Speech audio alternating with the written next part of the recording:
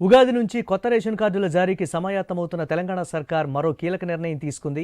మీ సేవా కేంద్రాల ద్వారా స్వీకరించిన దరఖాస్తులపై క్షేత్రస్థాయి విచారణకు ఏర్పాట్లు చేస్తోంది. విచారణ బాధ్యతలను పౌర సరఫరాల శాఖకు అప్పగించింది. సివిల్ సప్లై అధికారులు ఇంటింటికి వెళ్లి దరఖాస్తులను విచారిస్తారు. గత 10 ఏళ్ల నుంచి రాష్ట్రంలో 89 లక్షల కార్డుల ద్వారా 2,81,00,000 మంది లబ్ధిదారులకు రేషన్ షాపుల ద్వారా ప్రభుత్వం సరుకులు అందిస్తోంది. మరికొందరు నిరుపేదలకు కొత్త రేషన్ కార్డులు అందించడానికి ప్రజాపాలన, ప్రజావాణి, గ్రామ సభల ద్వారా దరఖాస్తులు స్వీకరించింది. ఇంకొందరికి మీ సేవా కేంద్రాల ద్వారా దరఖాస్తు చేసుకునే అవకాశం కల్పించింది.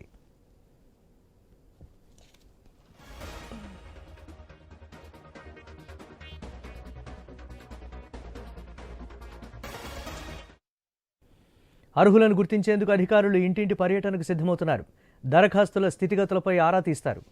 ఇంట్లో ఉండే ఖరీదైన వస్తువులు, కారు, బైక్, విద్యుత్ బిల్లులు తదితర వివరాలను నమోదు చేస్తారు.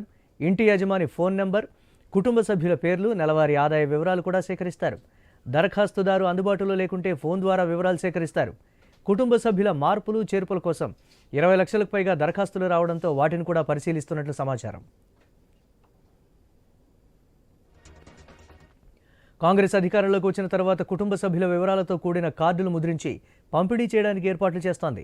నీలిరంగులో కార్డులు వస్తాయనే ప్రచారం ఊపందుకోవడంతో చాలామంది నిరుపేదలు సంబరపడుతున్నారు. కార్డు వస్తే తమ కష్టాలన్నీ తీరతాయని భావిస్తున్నారు. కార్డు ఉంటే ఆరోగ్యశ్రీ, కుల, ఆదాయ ధృవపత్రాలు, పింఛన్లు, ఇందిరమ్మ ఇళ్లు, ఉచిత విద్యుత్ వంటి పథకాలు అందుతాయని ఆశిస్తున్నారు. ఫీల్డ్ వెరిఫికేషన్ పూర్తయితే రేషన్ కార్డు అందడం ఖాయమని ఆశావహులంతా భావిస్తున్నారు.